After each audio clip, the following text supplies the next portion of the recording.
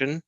I will not be discussing that today because we'll go deeper into that either tomorrow or on our next session on Saturday. So, given the last week's rescheduling, there will be another session tomorrow, our second last session, and it will again be on the adventure fiction. So, the quote is from the Count of Monte Cristo: to learn is not to know, there are the learners and the learned. Memory makes the one, philosophy the other. So, the reason I wanted to quote this towards the end of this training or workshop is I want you not to just make notes and look at the stories, which are primarily my personal point of view.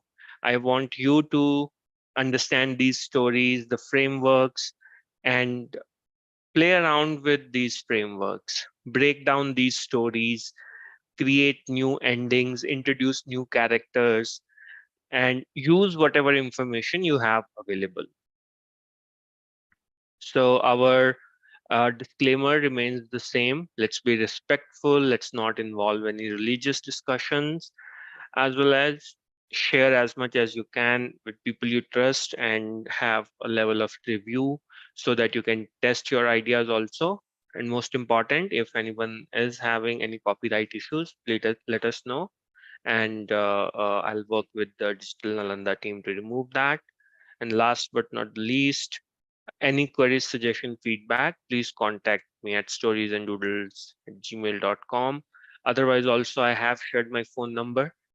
I am in touch with a couple of students who regularly either share their ideas, stories, or discussions about some of our characters. So today we are at week 6, uh, 3 more sessions remaining. Today we'll have a little bit on the detective thriller as well as we'll introduce the adventure fiction today. Next, tomorrow, we'll have a discussion around adventure stories as well as a little bit on superhumans or superheroes with DC, Marvel fighting it out on the big as well as the small screen. So this is a really active genre right now. At least for last 15 years, it's been like that since I think since the first Iron Man or the Batman trilogy from Nolan. And then the last session, I will combine different genres even within the science fiction, as well as I'll touch upon sports if we have time. But I think in our previous sessions, I have discussed some about sports, uh, primary example being Iqbal. However, there are a couple of other stories. I will just give an overview of how you can create different characters and different events.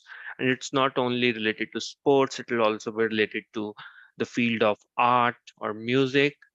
The the premise or the common theme between these stories is that it's an individual's struggle to achieve something extraordinary. Okay, so let's kick off our detective fictions remaining session today. Now, I had requested some of the stories last session, so in case you did not get a chance to go through that, I am just breaking down those stories. And the reason for breaking down these stories is not just to give you an overview of one single story, but to discuss some of the details, some of the plot points, and some of the objects and detection techniques used by our detectives. So I personally like Blue Carbuncle because this was my first detective story that I read. Of course, Sherlock Holmes, way back in early 90s during my school time, it was one of our mandatory reads in NCRT English. Now, a big diamond or a big carbuncle has been stolen from a hotel. And the beauty of this story is that this story actually runs from two sides. One side is that the actual diamond or the carbuncle has been discovered by Sherlock Holmes. And the second side is the thief, after losing this carbuncle, is also searching for it. So it's not a typical story where something is lost and not found, or you have to find it, and you're trying to uh, find the clues, solve the problems to reach to uh, an object that is extremely valuable. So overall, the story beats are it actually starts with the person approaching. First is a little bit of introduction about the carbuncle in the newspaper, and then the person actually approaches Sherlock Holmes and Watson and tells that he found this carbuncle in his goose, and where he got the goose from. And then there is another story about the lost hat. I'll make some comments on that later. Uh, then there is an interrogation of John Horner, the original suspect. So in a typical detective genre, you have the actual crime. In this case, we have the object. It has been returned, but we don't know who the criminal is, so we are yet to solve the problem. Uh, the the current clues they point to John, but later on, as the investigation progresses, it's found out that there is a hotel where the lost hat was found. At the hotel, there is a person who works. That person has a relative who has access to some geese. So the discovery of the identity, confrontation with the thief. Now imagine in this situation, you are a thief. You have lost your uh, precious booty. Now, how do you get back to it? And will you get back to it? So a lot of things have changed since this story. So imagine you writing similar story in current scenario. If that particular valuable object that you have stolen is out of your hand, will you chase it? Will you go back if it is advertised? Or how will you trap that person? As a writer, as an author, how will you trap that person to come forward and claim this particular stolen object? And again, the return of Carbuncle to its rightful owner, and the resolution of story was an important part in most of the detective fiction, because the main detective will not tell you right away what clue he or she found and what that clue tells him or her. Because in case of Sherlock Holmes or in case of Poirot, they make sure that they tell the next course of action either to the police or to their sidekick, be it Watson or Hastings. But it will be at the end when they will connect the dots and they'll explain how it all happened. Now, the important part, one important aspect of the blue carbuncle is importance of dressing. So in this particular story, the lost hat, and when the person walks up the stairs, uh, I think the watch of the person. So it tells about the social standing of the person. The person's hat is expensive but not well maintained. His watch has been going to pawn shops, so that these things tell you that the person once had a good fortune, but he lost it. And to either to make ends meet or either to support some of his bad habits, he is currently borrowing money or in a tight situation.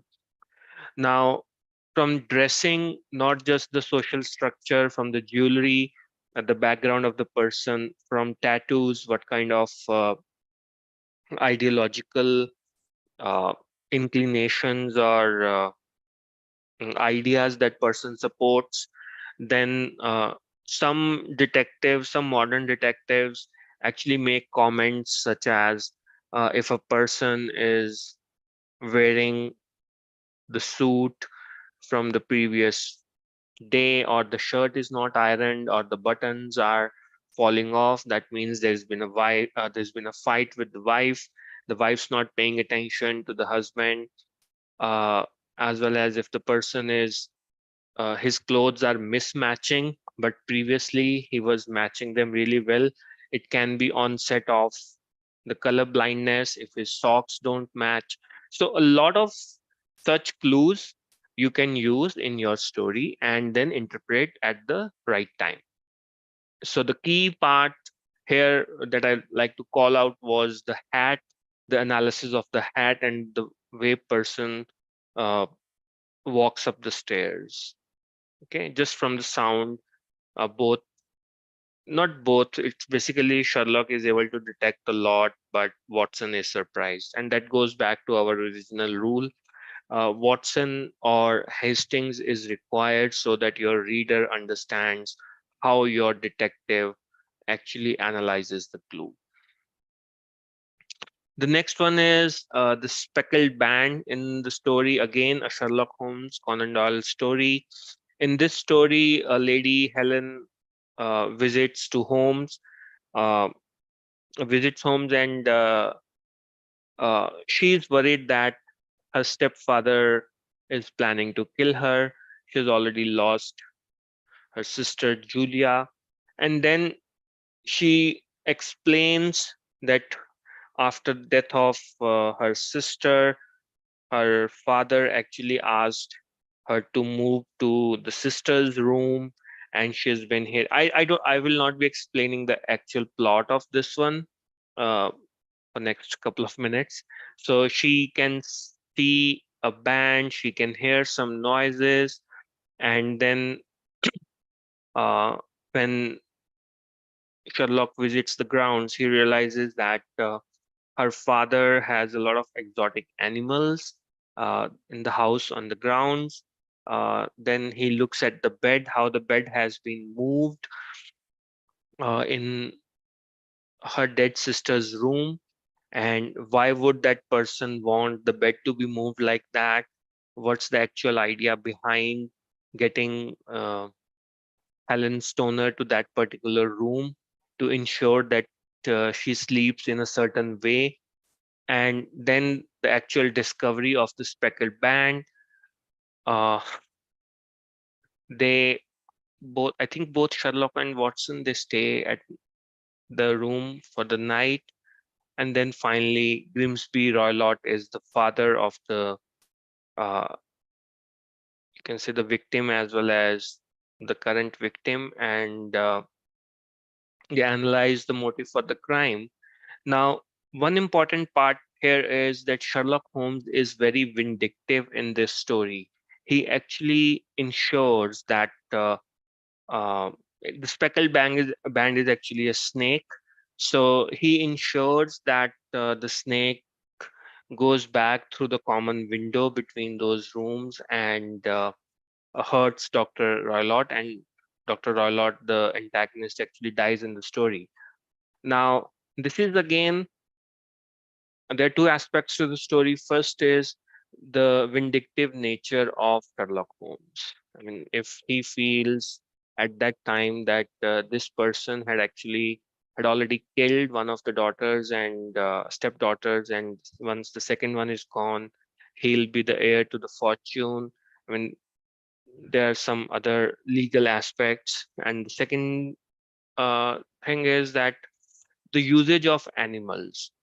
Now, in this case, the animal is a very poisonous snake because at that time in London or in the scenarios, especially for Poirot as well as for Sherlock Holmes, you will see a lot of people who are either having a background in their service in India, British India, in South Africa, in America or Australia, and or they are some kind of runaways from the legal system of UK.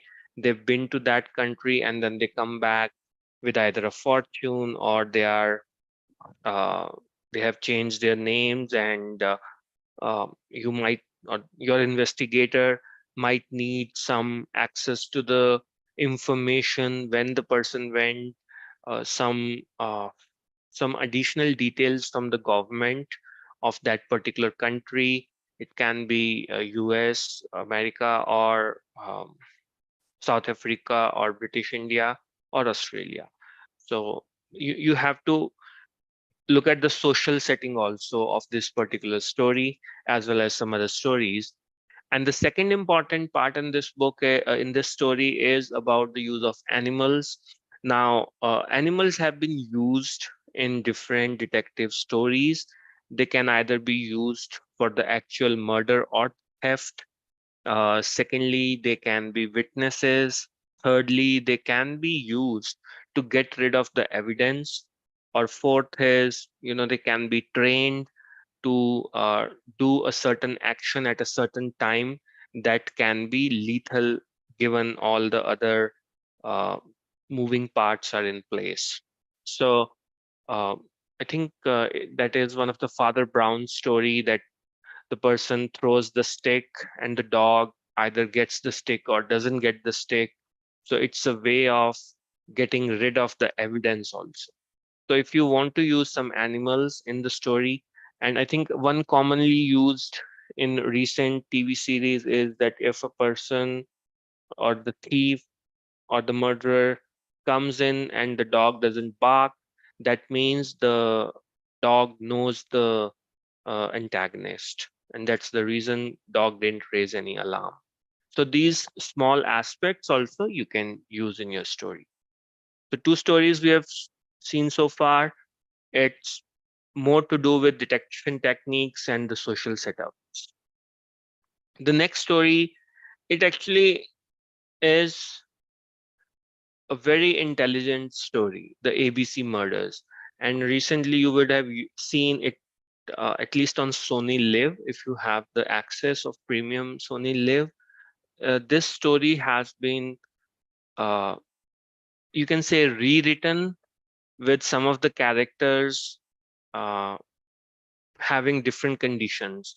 So one example, I think in this one, John Malkovich is playing Paco, and the see the key aspect is that Poirot, being a Belgian in London, often faces a little bit of racism from the locals.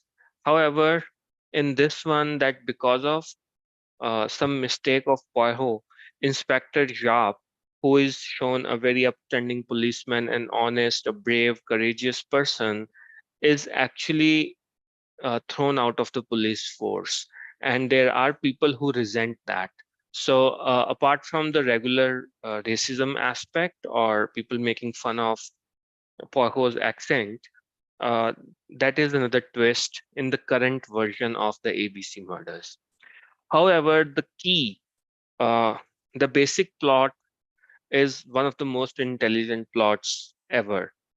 You have a serial killer who is killing, as well as taunting Poirot that I will be killing a person with the name, if you see the initials, Alice Asher is killed in a place which starts with A. Betty Bernard is killed in a place which starts with B.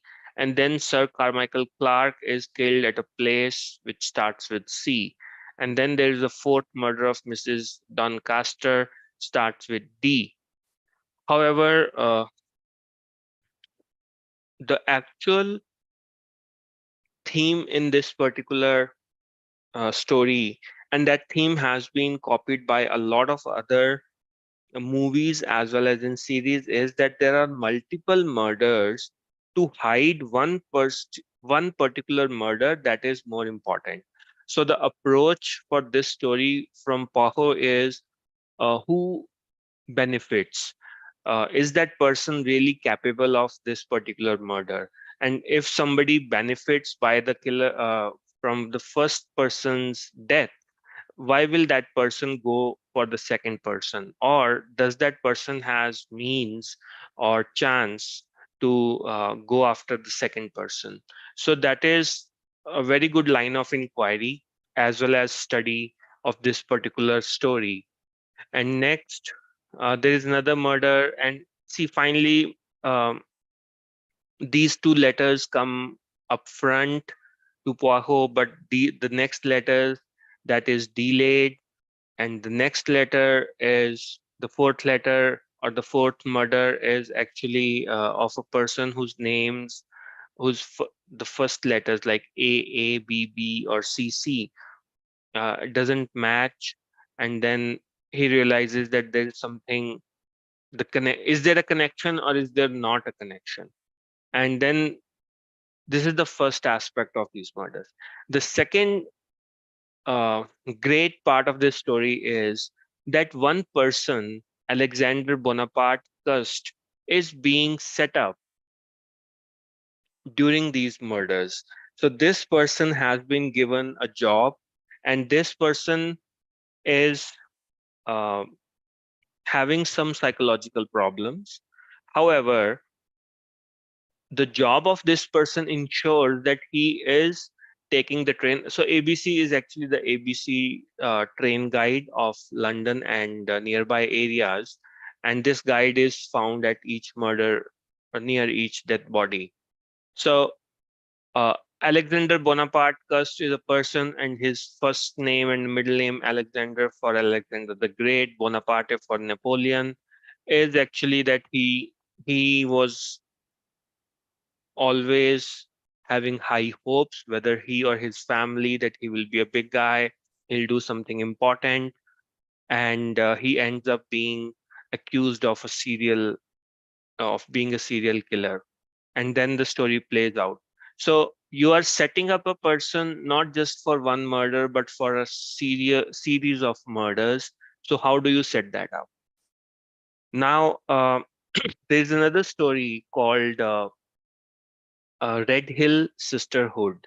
So Red Hill Sisterhood, I think, is a story of Loveday Brook by C.L. Perkins, or if you just look for Red Hill Sisterhood, in that example, uh, the the social workers, or I think some charity team or a team of local nuns, they go around the village collecting whatever old stuff uh, the village people can give them, and that's how they access the village houses.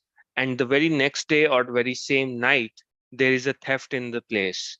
So most of the evidence points towards those charity workers or social workers, but when the detection story actually unfolds, you'll have some surprises, and it's a good mix of a village scenario and how the detective investigates. But this is again a very difficult story to write, but it's one of the most interesting themes. You have one murder or you have series of you have a serial killer where a person has been set up not once but repeatedly. And then you need to identify which particular theft or which particular murder is of the actual importance.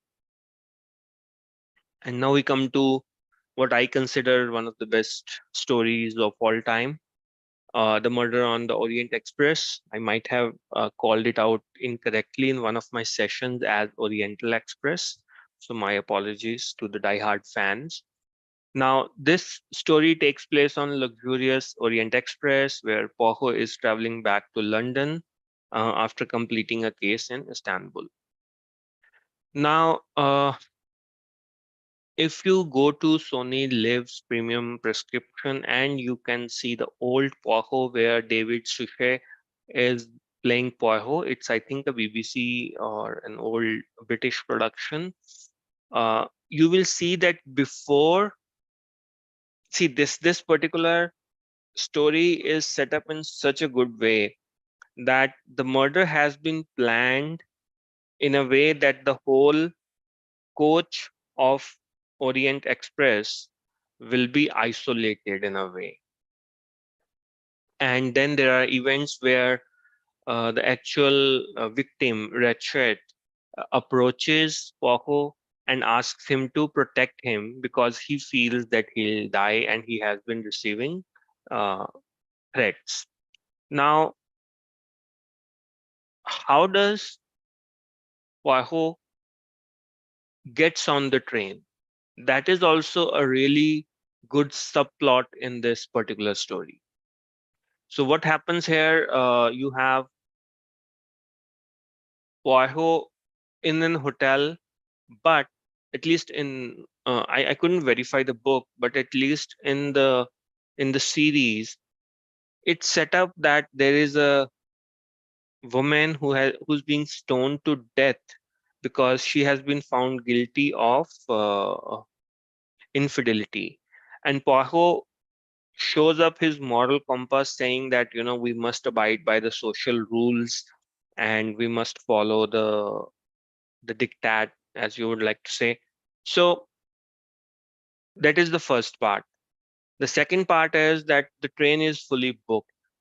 However, the person, the train's director, is a close friend of Poirot, and Poirot had helped him in some other case.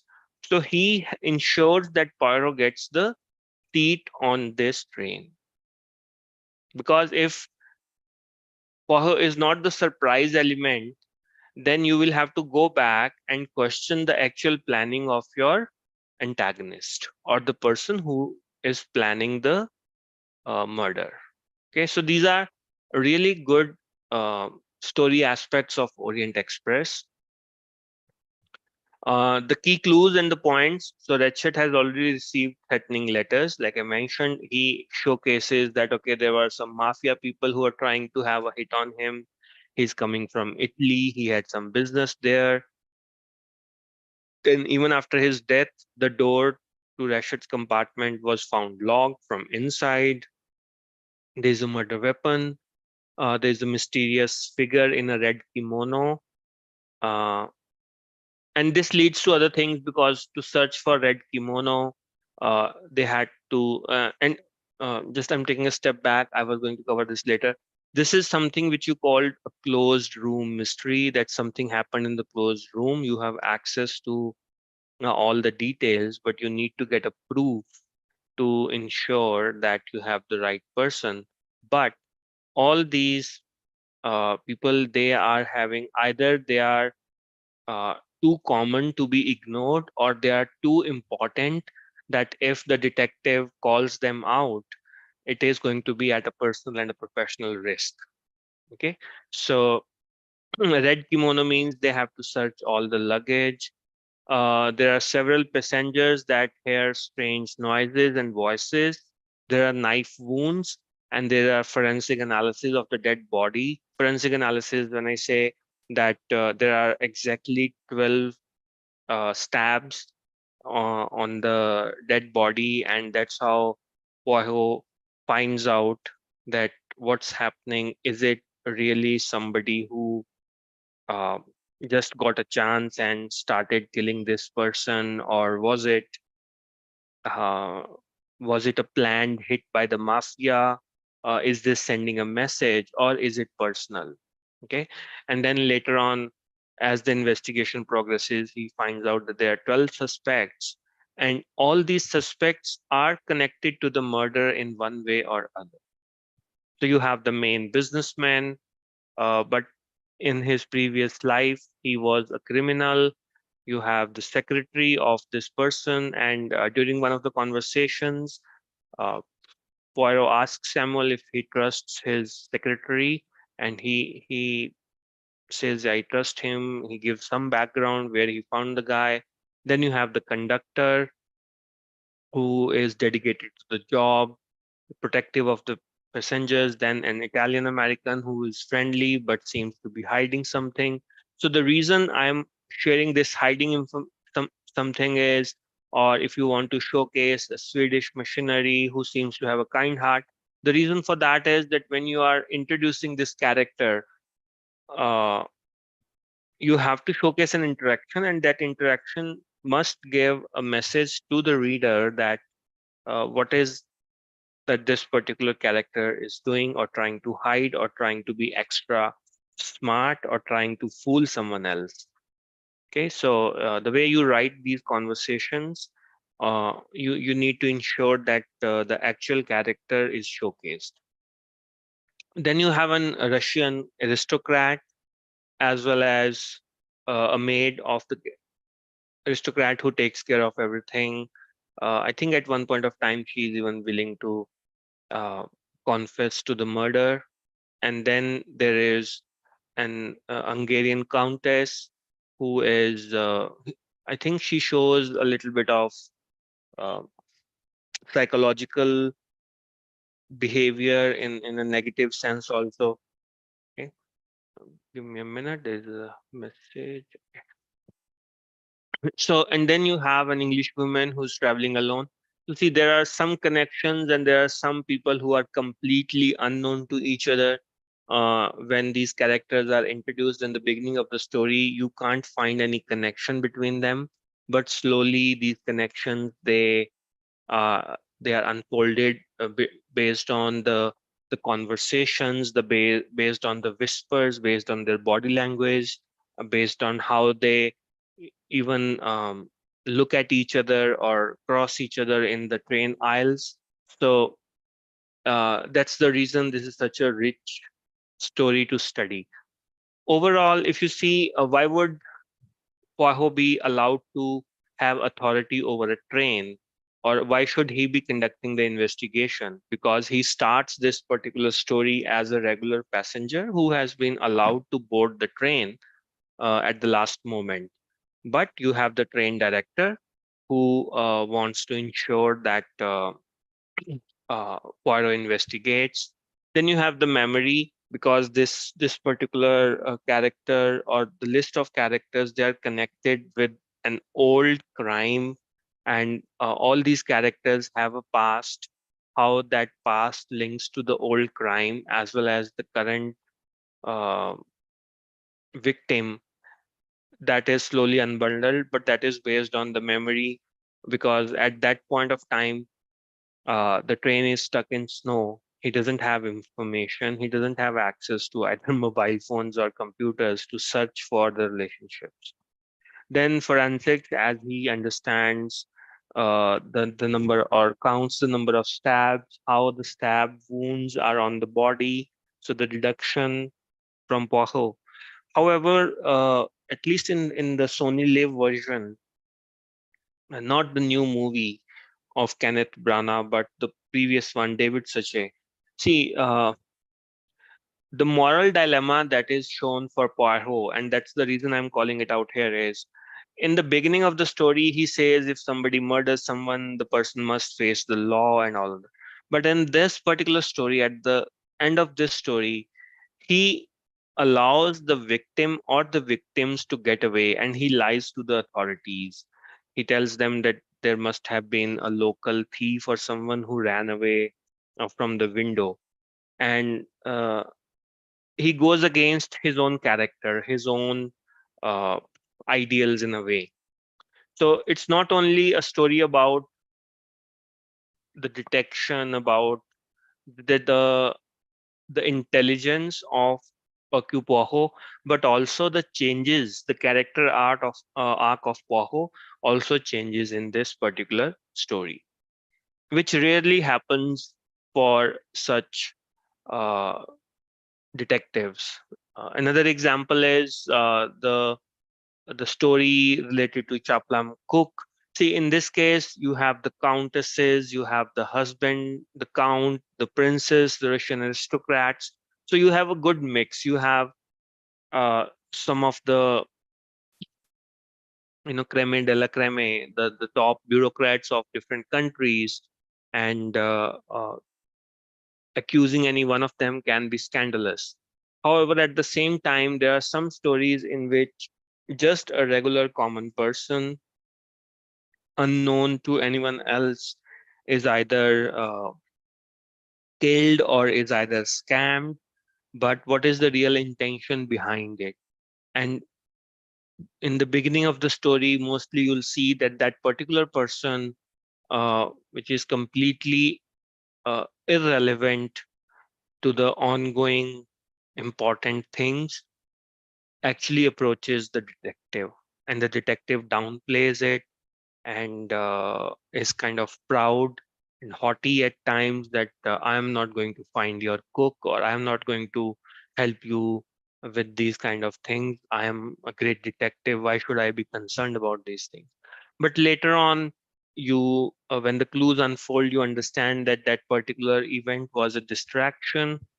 So again, the social setting is important. In most of these mysteries, you will see that the the maids or the house staff or the butler, they are usually given one of the days in the week off, and other times they are getting drunk on that particular time. They also have a routine outside wherever they are staying, whosoever they are taking care of. So understand the social aspects of that also.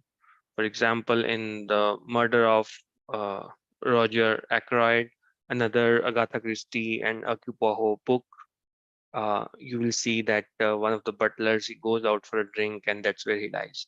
So overall, this is an approach to study the murder mysteries or the detective fiction.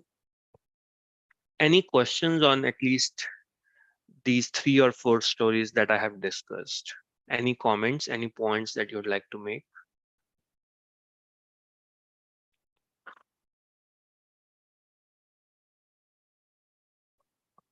Okay. So the next part of our workshop is some sample plots from books and series that you can use to create your own stories. So the first one is the actual blackmailing or kidnapping of the detective, where it's direct one-on-one confrontation between the antagonist and the detective. The second can be introduction of an old love interest of a friend or a foe, uh, from a previous life, from the childhood days, from his service in the army, in some place else, and the detective either owes this person big time and needs to get this person out of the bad situation. Uh, Another plot, confrontation with the master or the student. So here either the master had discarded the main character at one point of time, or um, preferred some other person, some other student, or this person or the main character's student is in a vengeful mood and wants to take revenge. Then detective or the sidekick is physically attacked or is in grave danger, and then you can set up a situation where detective visits the jail or a hospital and has to run the. So in these scenarios, the regular information or the regular team available to the detective might get shortlisted, and the detective is the only one who has to get out of the situation.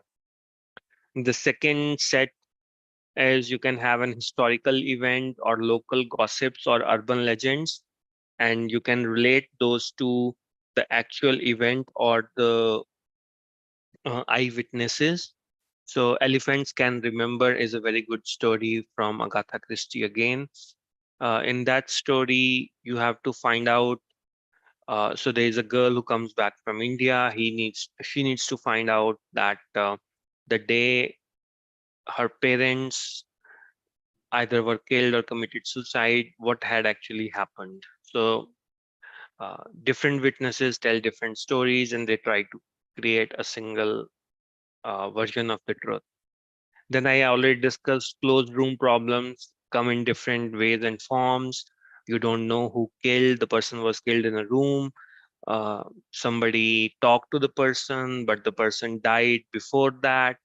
Uh, there was one of the stories from Colombo that uh, the killer actually keeps the body in a warm blanket so that when the police comes, they cannot find the actual time of death. So just to strengthen his alibi. And when he goes to a party, and he's not a regular uh, party goer, but when he goes to the party, he repeatedly asks for the time. And that's what sets off the alarms inside detective's head. That why would a person who has never been to any social engagement shows up and repeatedly asks for time, because everyone else can tell that, oh, he was with us at this particular time. Okay, so closed room problem, as well as you have airtight alibi. Cold case with limited information. You get some old excavation, there's an old body with some hints or completely unknown hints. It can be connected to somebody important right now, somebody close to the detective. It can be a personal uh, relationship with the detective. Treasure hunts or maps. Again, we will be going through such stories under adventure genre, but uh,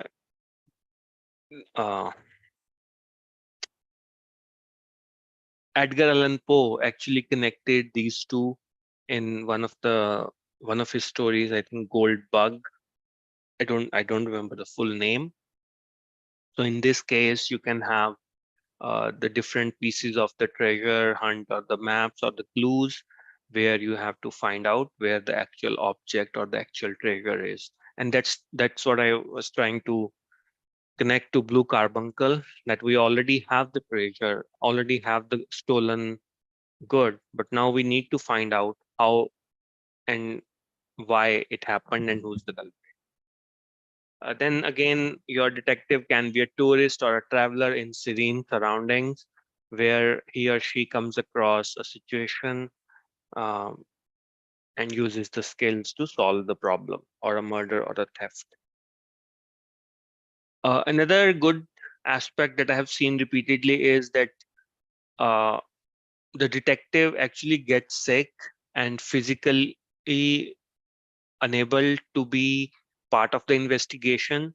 So it can be your detective has is hurt, is sick, or is actually blinded temporarily, and he or she uses the sidekick to do the investigation. But whatever the sidekick sees or explains, the sidekick tries to solve a problem, but the detective understands that the sidekick is going in completely wrong direction, and then at the end explains how he understood from the clue, but not from the additional information that the sidekick was gathering. Then uh, the dying detective is another Sherlock Holmes story in which he acts as if he's dying or he has contracted some disease, and he has limited time left, and that gives a false sense of security to your antagonist, and he or she ends up doing something stupid. Then there can be a case of national security or war plans, as well as corporate espionage. And the last part is here is international or political scandal. I think one of the very first stories, famous stories, was the scandal in uh, Bohemia, if I'm not wrong. So it's about international aristocrats who are going to get married, but they have something that belongs to one of their lovers. I think Edgar Allan Poe had the purloined letter. In case of Sherlock Holmes, you have Irene Adler as the character in that story. Okay, so then on the lighter note, you have um, a personal hero or the character which the detective looks up to. It can be a movie star or sports star or a teacher or someone who is either the culprit or the victim. Then you can have an influential person, a politician, business tycoon, or a spiritual guru who is uh, in who is part of the story. This person can play any role. This person can be the one who's pulling the string from the background. This person can be wrongly accused, or this person may have personal vendetta against the detective. So the detective has to uh, ensure that even though he personally hates this person, uh, he ends up pursuing the right thing and solves the crime. Then you have technology versus human detective skills. It's been, I think, since mid 90s. This has been a common theme. You bring in a lot of data, you bring a lot of apps. You're saying, okay, I have the database, I have the latest tools and technology to solve the problem. but the detectives actually understand human behavior, psychology better. They are able to have a better read of the crime scene, and they end up solving the problem. They may or may not take help from the technology. Again, the current theme, at least in last 15, 20 years, because of the rise of technocrats and the technology based uh, rich segment in the society, you can have a technocrat abusing his or her power against either citizens or against uh, the victims who work in his or her office. And then you have a false evidence or a frame up or a rock solid alibi. We already discussed this as ABC murders, where the beauty of ABC murders is that, or the red Red Hill Sisterhood is that there are multiple crimes in which one particular group or one particular victim is being set up. So you go beyond that to understand what's the false evidence, what's the frame up. It can be one or it can be series of crimes. Any questions on whatever I have discussed so far? I have tried to name some stories so you can go and read these, but even if you start with the ones that I'm discussing here, those three or four stories will give you different ideas to either start a new one or to twist your own stories. Okay. Ma'am, any question on any other forum? Shall I continue?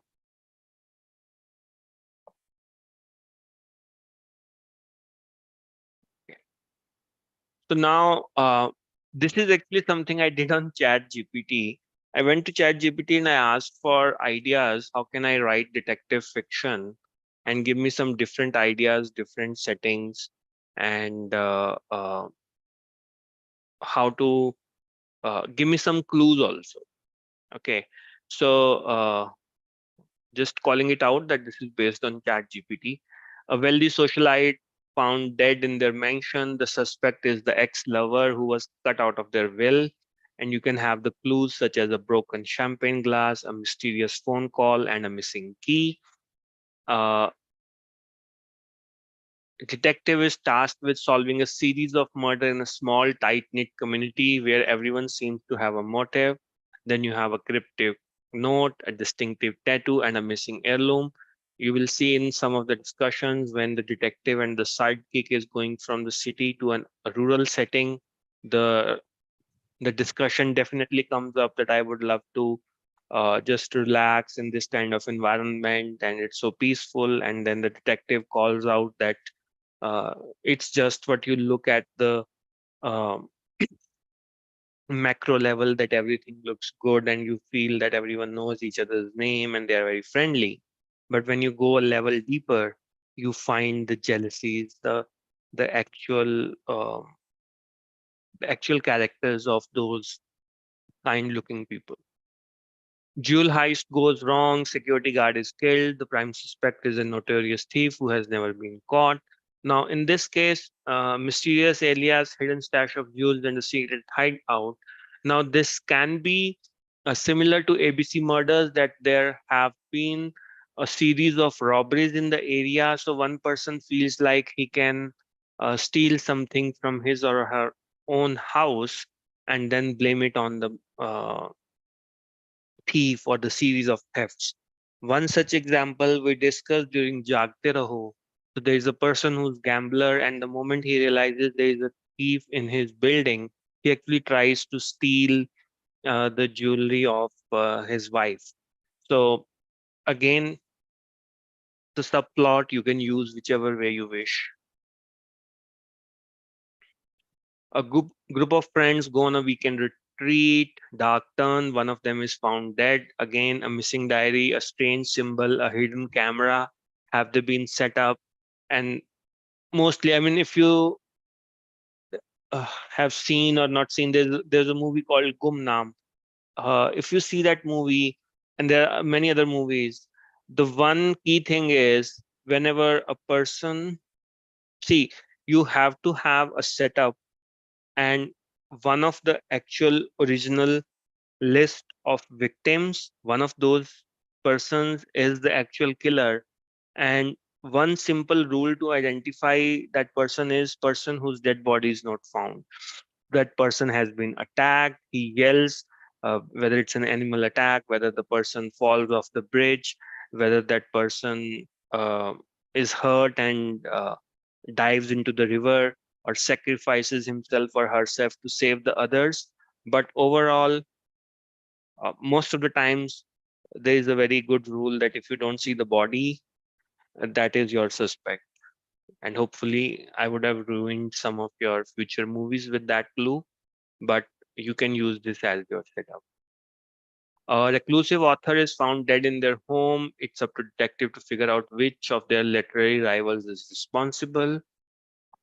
Again, a very common theme in detective fiction. Even some of the recent series have been using it. Now, the problem can be, uh, see, you have to identify who benefits from that person's death.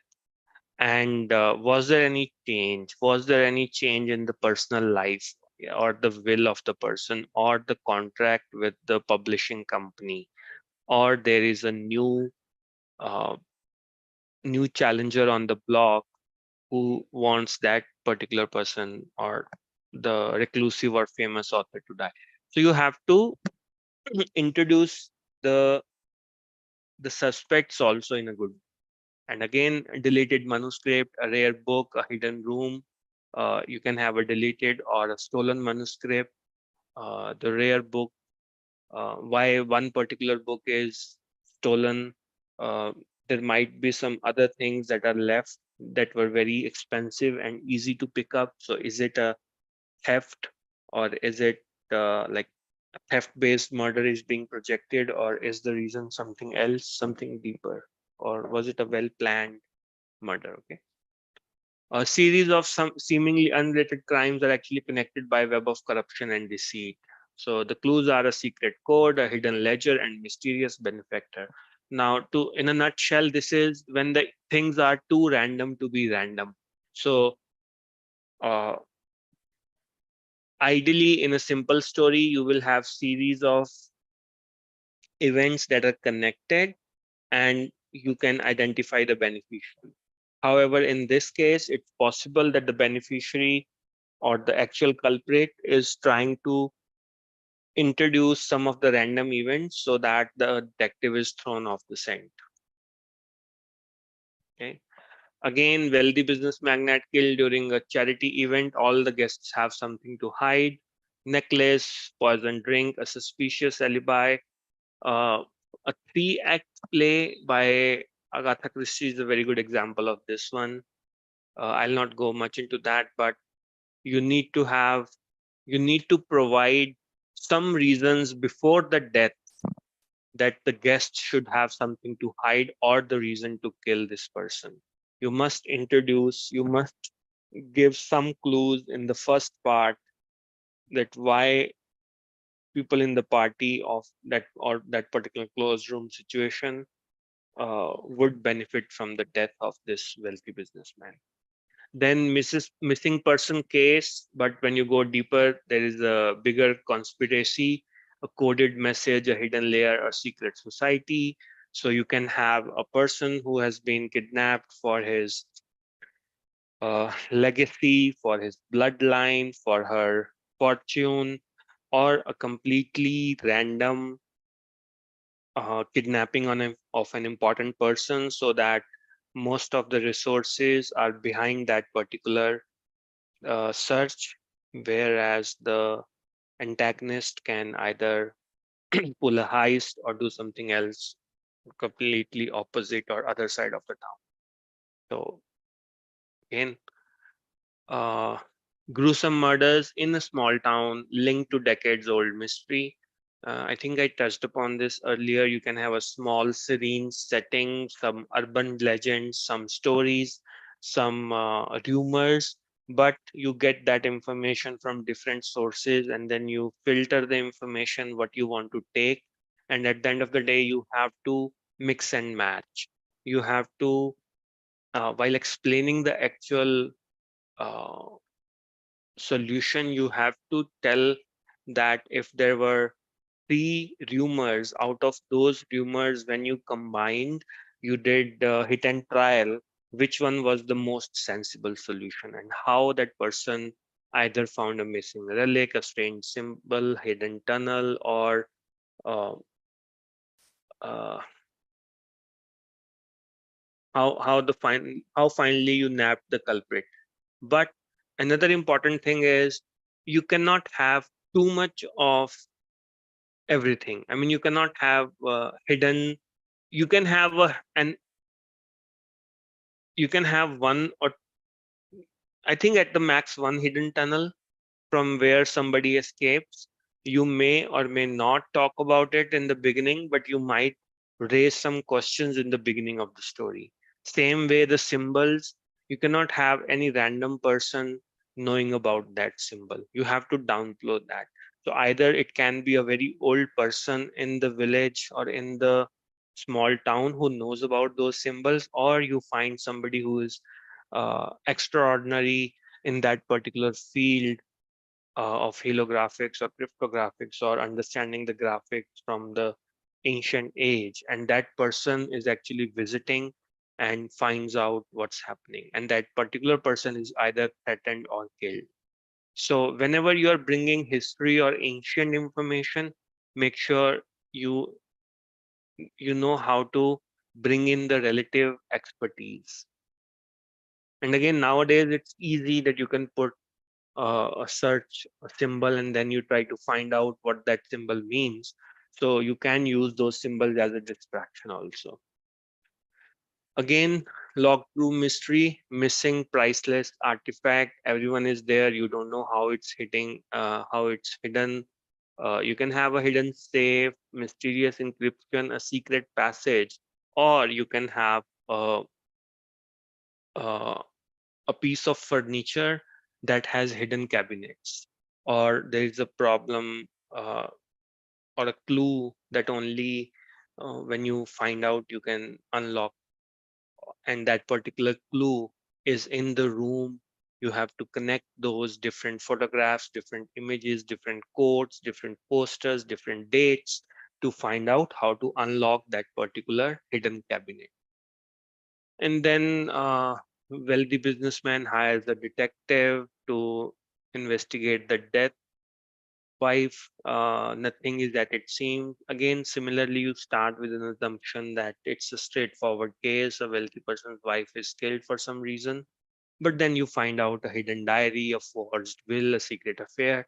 Now, it's possible the businessman wants to withhold this information, or the death or the wife has uh, left this particular information with someone she trusts, and someone she helped at one point of time, and then the person is now willing to work with the detective to solve the problem.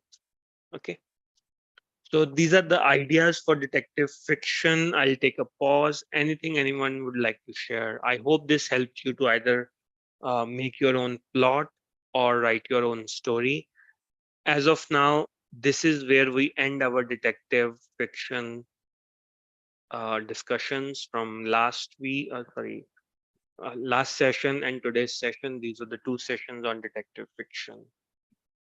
We have covered the character types, how you can use the psychological character types to ensure that how the detectives are, how you use the opposites to showcase the conflict between those detectives, what are the different objects, different ingredients of your detective story. And today, some of the examples, some plots, what and why those plots are exceptional as against other stories. Any questions? I'll just take a pause here.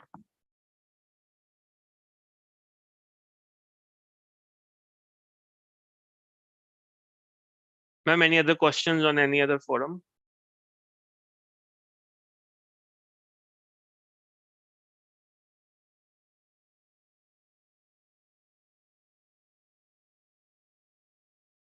Okay. So now we start with adventure. Again, adventure fiction is one of the most common uh, commonly used aspect of fiction.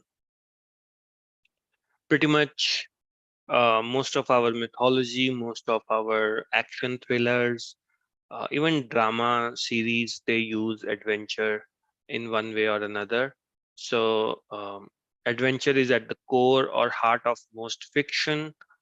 You need the character to fall into different phases. There must be different challenges for the character. There must be an internal and external transformation of the character.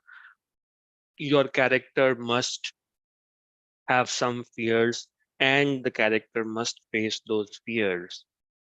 Your character must start with a set of beliefs, and during the story, during different phases of the adventure, that particular belief system is challenged, is questioned, and at the end, you need to decide whether you give your whether you strengthen the faith of your protagonist in that particular belief system, or the protagonist actually destroys the whole system.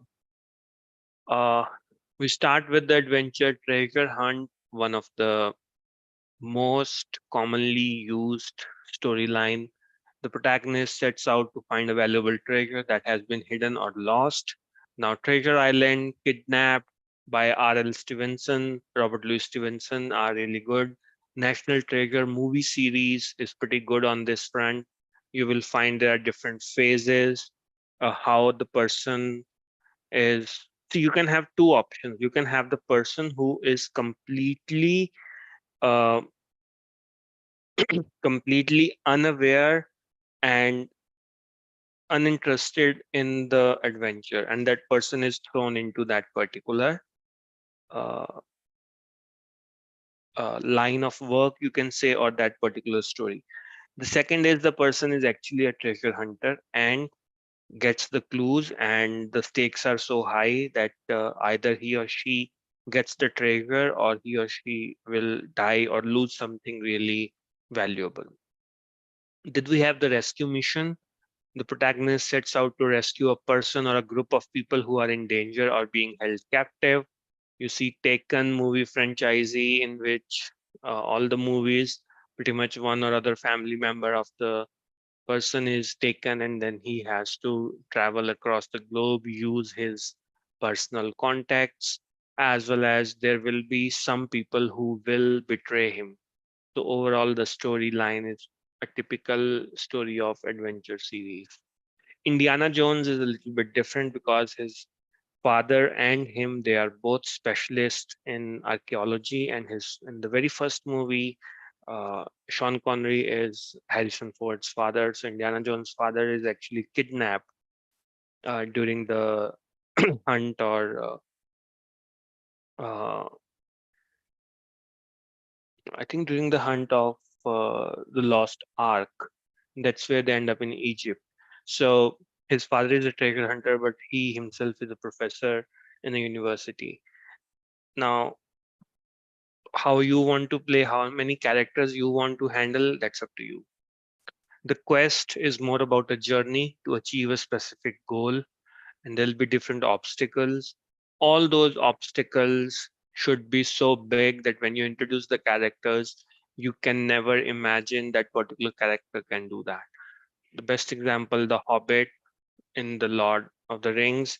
Uh, you, the hobbits are introduced as so much, you can say, fun-loving, isolated community who do not interact with others as much as they wish, and they're lazy. They're just, you can say, very satisfied bunch.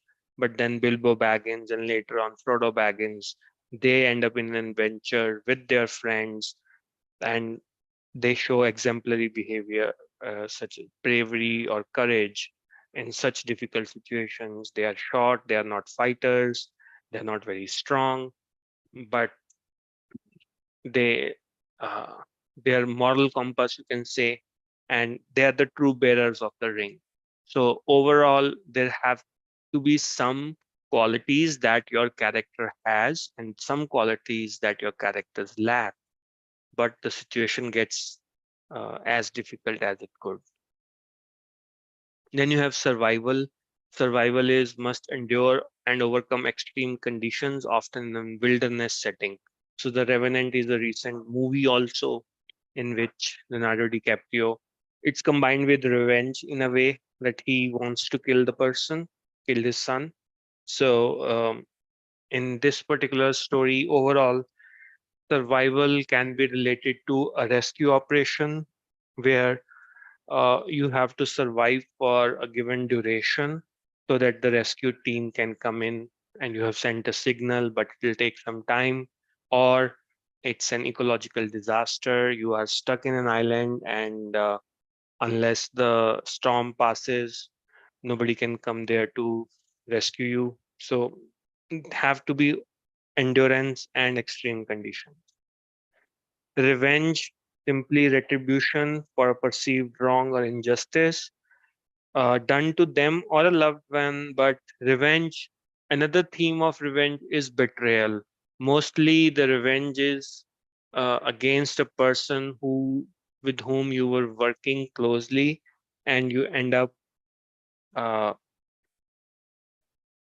on the opposite sides. So in Count of Monte Cristo, the main character is actually Dantes is actually betrayed by his team, and later on the story unfolds in a different way. We'll discuss this tomorrow. John Wick is a different set of revenge. This person is having a history of violence. However, this time when he picks up those weapons, it's for a different reason. And he was out of a system, and he goes back and he shows them that I'm still the best. He has old friends supporting him. There are people who actually hated him, and they would like to take that bounty of millions of dollars by killing him. So different characters, different storylines.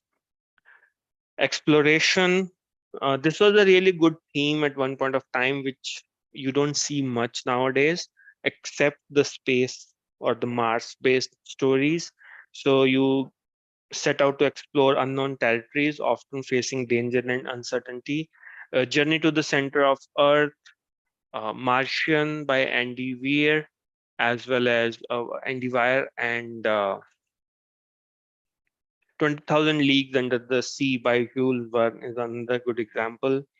It's more about what's possible, the worlds we don't know about. And then I think under science fiction, we are going to study H.G. Wells' The Time Traveler, the Time Machine. I'm sorry, The Time Machine.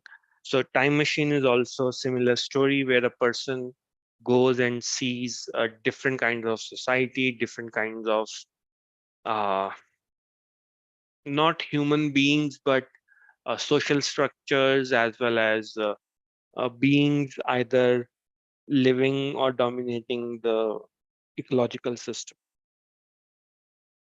Maybe within Earth, maybe within different timelines, maybe space, maybe in the oceans. So, I mean, if you pick up Journey to the Center of Earth and 20,000 Leagues Under the Sea, as well as The Martian, so you have a really good mix of land, ocean, and uh, air travel and exploration. Heist. We will discuss heist in details at the end of this particular session. So heist takes theft or burglary, often involving planning and execution. The most difficult part of heist movies is you are first showcasing the difficulty, then you are finding a solution. But by the time you face that particular difficulty, your solution will not work, and you have to find a way around, often at a personal cost or risking your life. Pirate adventure, again, a very common form of adventure with at least with the Pirates of Caribbean, this was such a good series. So a pirate or a sailor who navigates the high seas. Often we have the pirate as the main character or the protagonist. So if you want to write a pirate adventure, it's more of one good pirate fighting for a good reason against another bunch of pirates who have a bad or an immoral reason to fight. If you see Pirates of Caribbean, Most of the times, the government or the Royal Navy, they are sitting at the side and uh, kind of support characters. The real fight is between the pirates. So you have to ensure that your character, if the character is a pirate, the other character is a more powerful pirate. Historical adventure, it's it's a fiction written in a significant historical event or period, often facing danger or intrigue. So it's more like you know of one event happening. So how you connect those events to your fictional story.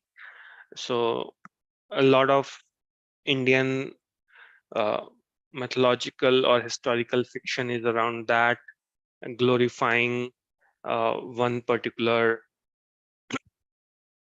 king, showcasing the history in the different light, or like happens in most of the Indian movies, the love interests are given a bigger stage than the other part, or maybe they are the filler. So, how do you use adventure is up to you. Your local heroes, what were their stories? Now, we'll just go a little bit deeper into the heist subgenre. So, in case of heist, you can use this particular theme in the escape, in the rescue, and also in the treasure hunt. You can link it to the pirates also. So, most of the times, the story starts with a group of skilled individuals who are brought together by a mastermind. And then you have a particular heist to carry, or you need to rescue somebody or escape from a place. The plan is a detailed plan. However, the mastermind ensures that only a small segment of information is given to each individual so that there is not a coup or the person is not ratted out, because in an escape or in a heist, so in heist you are supposed to take away something extremely valuable. In case of escape or rescue, you are up against a very powerful adversary that has a very secure system. Okay, so the target, the security measures, the obstacles, and the escape route. And like I mentioned, you showcase the preparation. However, at the time when the actual events take place, whether when you are preparing or acquiring the required tools, you end up interacting or negotiating with your old enemies, old friends who intentionally want to harm you, may or may not give you the right thing that you have asked for.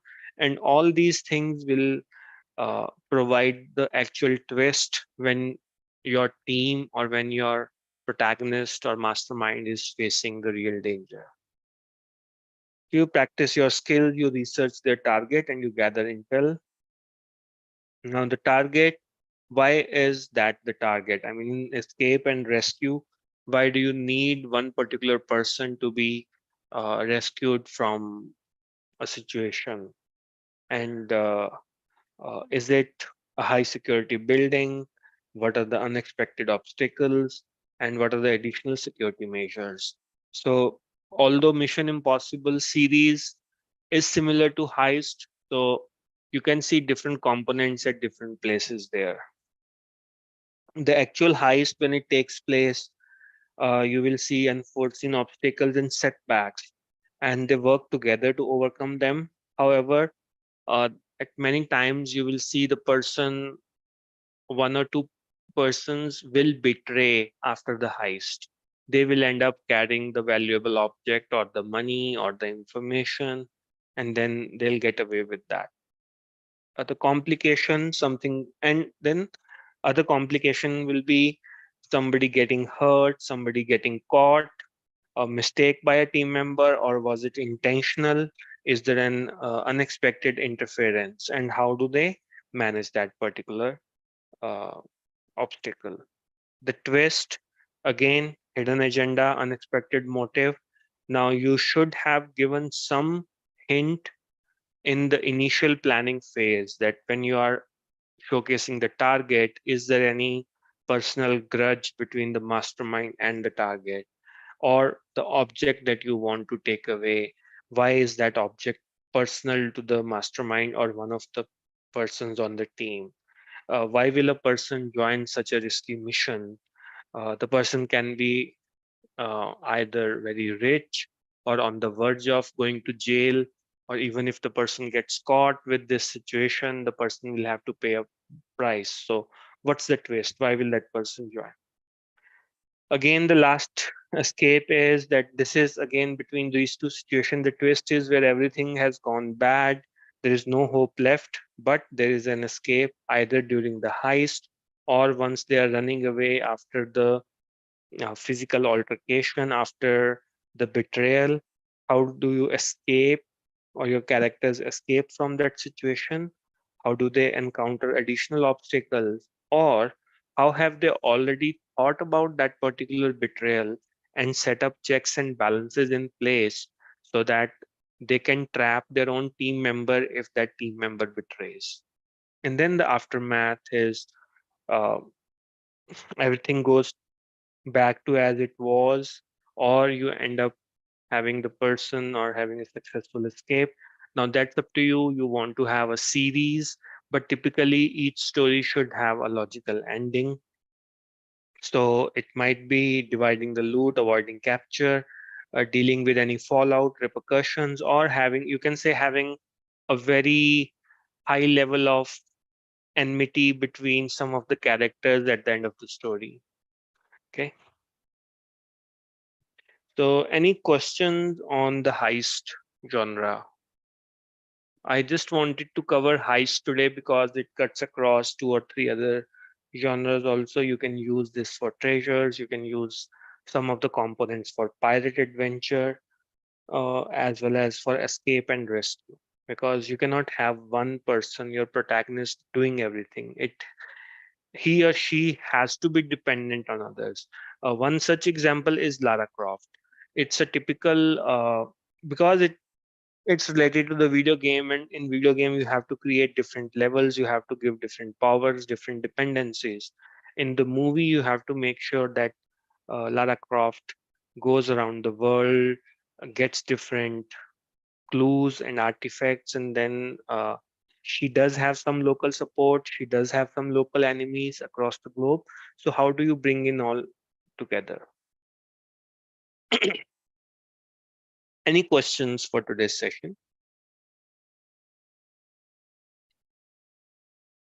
If no, okay, tomorrow we will be discussing Treasure Island and Kidnapped. They're both adventure stories, short.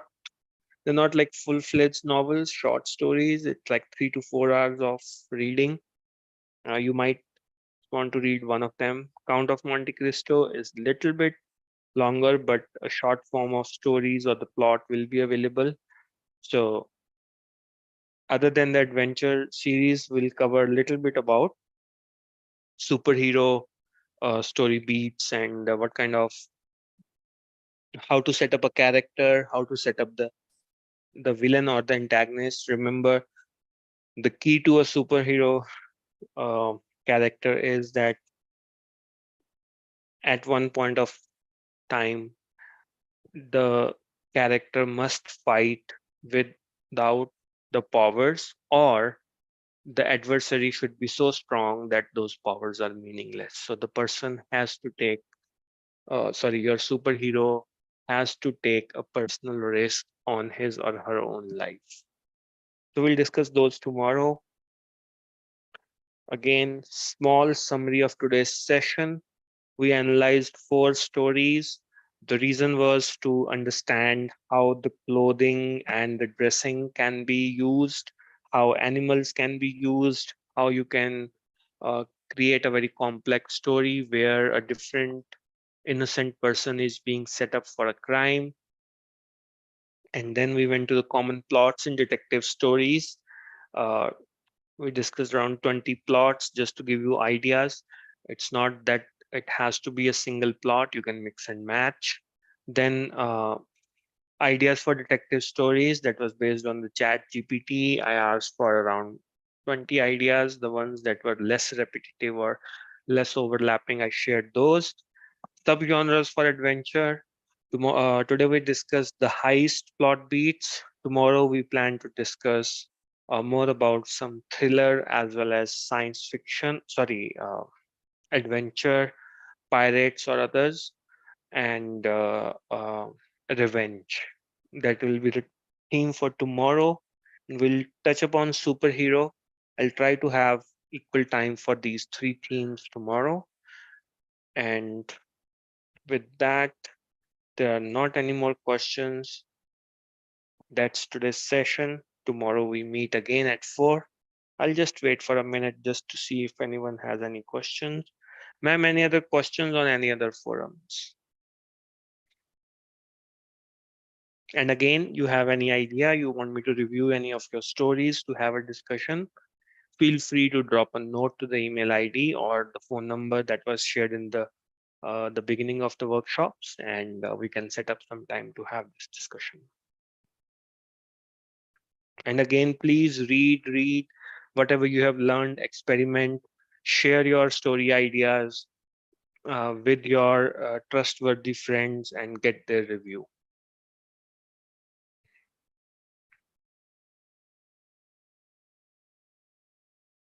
Okay, no more questions.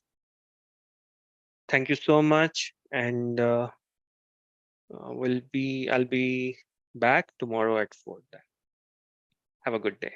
Bye. Jai Bhim.